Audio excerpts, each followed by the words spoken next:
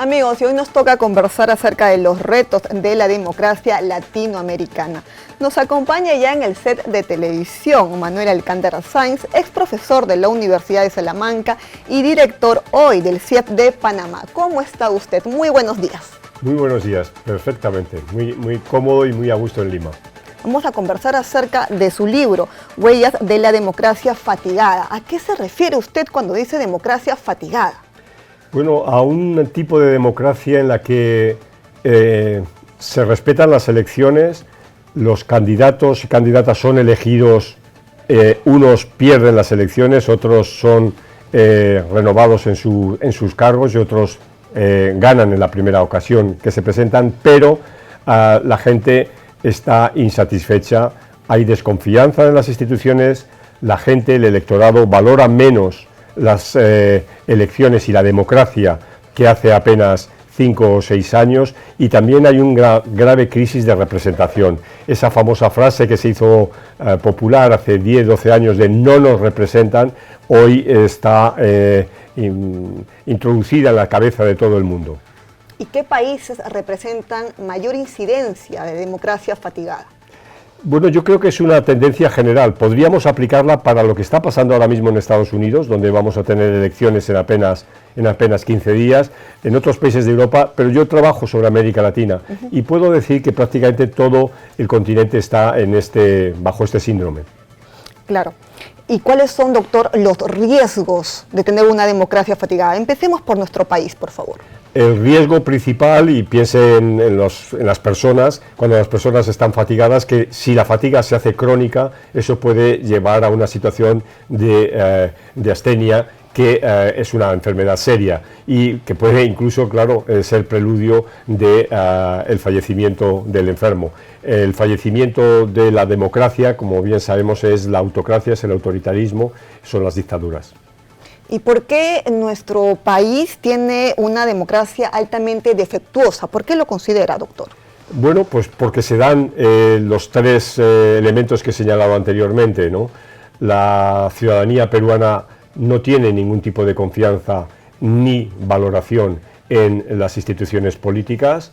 En segundo lugar, la democracia aparece como, bueno, algo que está ahí, pero no es algo especialmente ilusionante, y en tercer lugar, la representación está por los suelos, es decir, no tenemos instituciones representativas, tenemos candidatos, tenemos candidatas que instrumentalizan las vías de la participación electoral para tener un puesto y desde el cual ejercer un poder que no tiene ningún tipo de responsabilidad.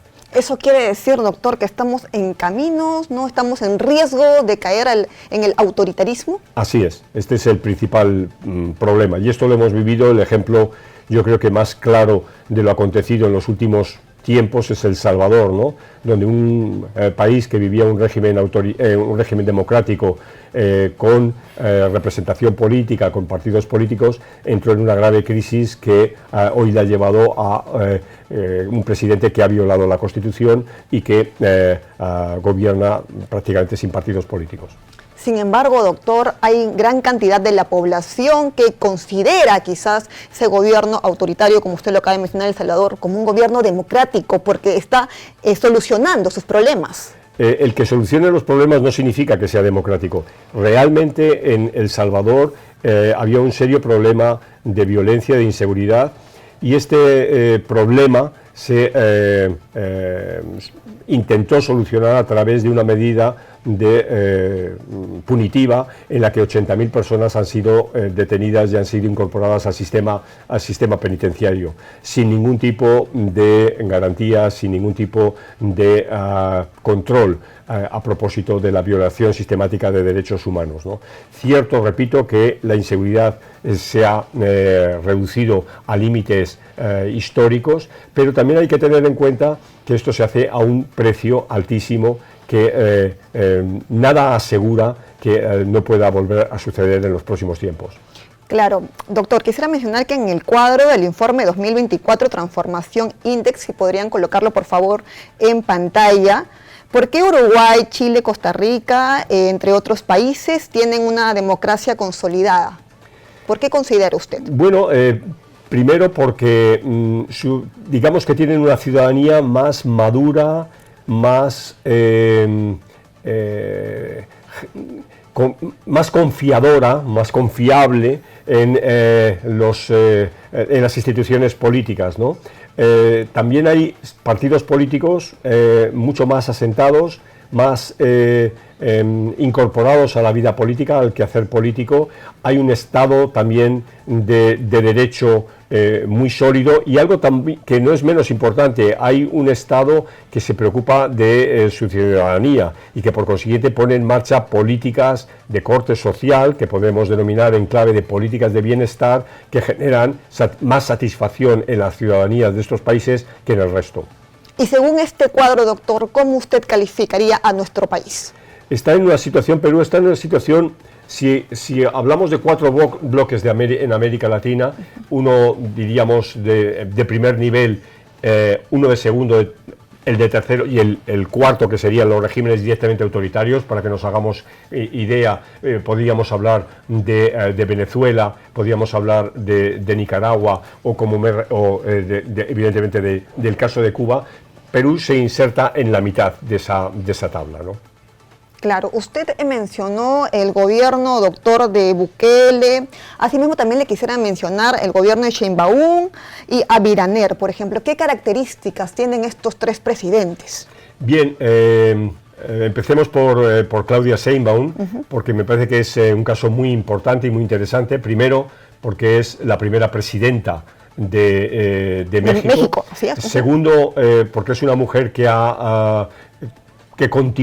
a continuar sin duda alguna el trabajo de Andrés Manuel López Obrador. Pertenece al mismo partido político, un partido político que es mayoritario, claramente mayoritario en México. Pensemos que Claudia Sheinbaum ganó con cerca del 58-59% de los votos, y es un partido político que controla ambas cámaras, la Cámara de Diputados y el Senado, y que con sus aliados llega a tener los 2/3 que le permite realizar cambios constitucionales relevantes.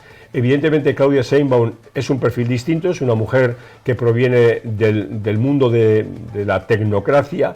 Por eso en México se está acuñando la palabra de tecnopopulismo, y ahora tiene grandes retos que llevar adelante. El principal reto que tiene Claudia Sheinbaum es un déficit público bastante alto, y luego la violencia, ¿no? México es un país que hoy vive una etapa de enorme incertidumbre de su ciudadanía, que ven cómo se producen asesinatos muy frecuentemente, y estos asesinatos son absolutamente impunes. Hoy me parece que es el principal reto que tiene Claudia Sheinbaum, amén de otras cuestiones que tienen que ver con la economía.